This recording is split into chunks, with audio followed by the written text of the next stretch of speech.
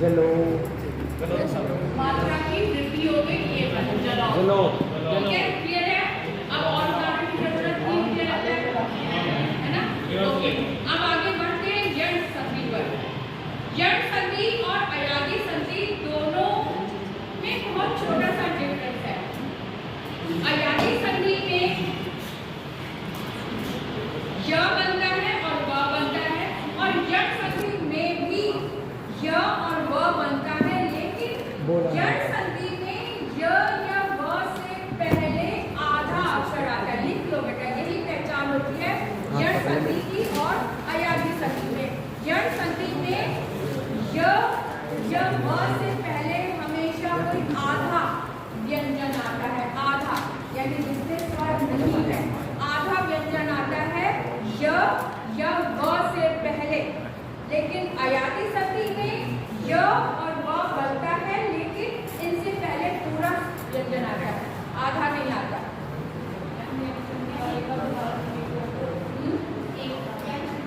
यण संधि में य या व बनता है संधि के कारण, लेकिन य या व से पहले आधा व्यंजन आता है। जहाँ आधा व्यंजन आया हुआ है वो यण संधि है। जब य या व से पहले पूरा व्यंजन आया है वो अयागी संधि है। और वो कैसे, वो अभी हम समझेंगे कि कैसे। ठीक है, यण संधि पहले हम देखेंगे।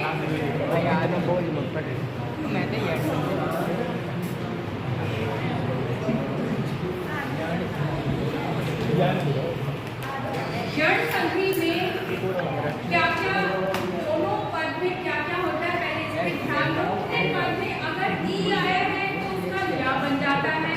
पहले पद में अगर ऊ आया है तो उसका व बन जाता है। इस बात को ध्यान से लिख लो, याद।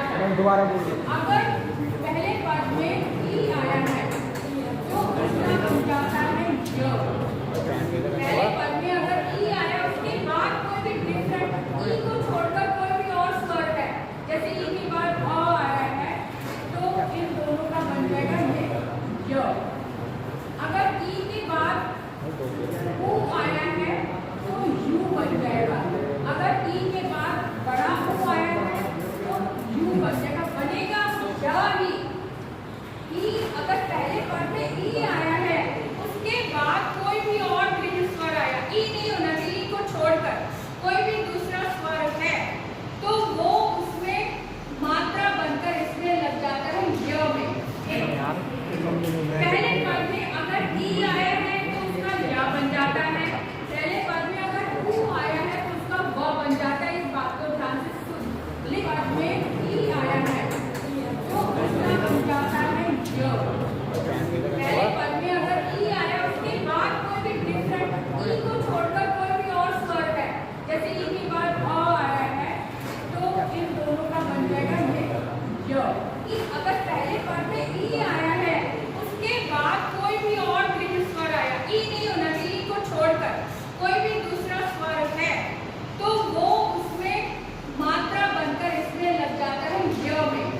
ठीक है, अगर अ है तो इसमें, क्योंकि य में अ जब बनेगा तो उसमें स्वर नहीं होगा, ये वाला अ मिलके पूरा य बन गया। और अगर ऊ आया है तो भी य में ऊ मिल गया, और अगर ए है तो ये बन गया। कोई भी स्वर है वो मात्रा बनकर उसमें लग जाता है, ये इसकी खासियत है। अब देखते हैं कि इसमें आधे अक्षर का क्या चक्कर है ना। अब हमने उदाहरण लिया, उदाहरण हमने लिया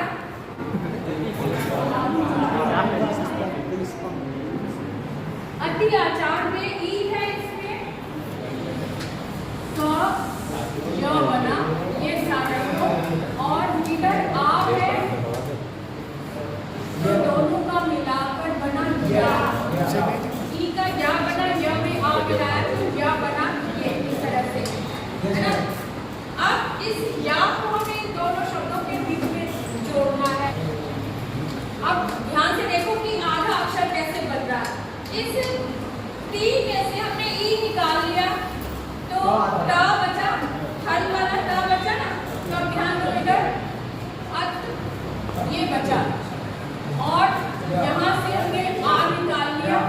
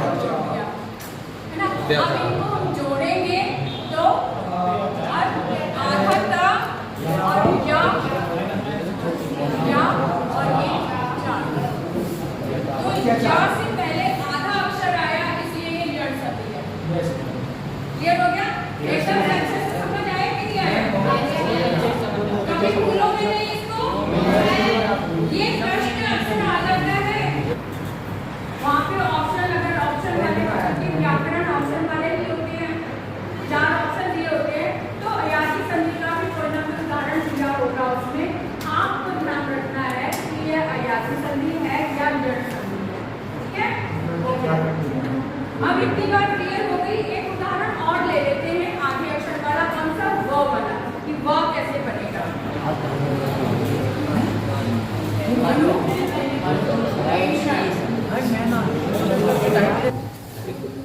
अनुएषण ये शब्द है, इधर पहले पद में ऊ है और उधर दूसरा भिन्न स्वर आया है ए, है ना। तो ऊ है इसलिए ऊ का व बना, ऊ से व बना।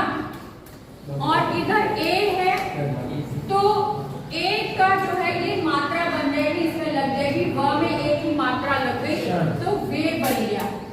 क्या बना? वे। अब क्योंकि अनु में से ऊ निकल गया है तो यहाँ पे आधा अक्षर न बचा हुआ है, न में से ऊ निकल गया तो इधर आधा अक्षर ही तो बचा ना। तो ए को हमने देखना है कि कैसे अन ये वाला अन हुआ ना, अन और बीच में वे बना तो इसको हम लगा दें वे और साथ में षड, ये षड बना। अब इनको जोड़ेंगे तो अन, क्योंकि अन के बाद यही वे आया सीधा, इसलिए आधा अक्षर न वे और षण अन्वेषण ये बना। अन्वेषण अच्छा, क्योंकि आधा अक्षर यण संधि में ही बनता है, यहाँ पे व बना और उसमें य बना था। अगर पहले पद में ई है तो य बना, ऊ है तो व बना। क्लियर है? और उससे पहले अगर आधा अक्षर आया है तो यण संधि है और अगर पूरा आया तो अयानी संधि है। ओके, अब हम थोड़ी सी बैठकर बात करेंगे। मैं कुछ उदाहरण दे रही हूँ, आप लिखो यण संधि का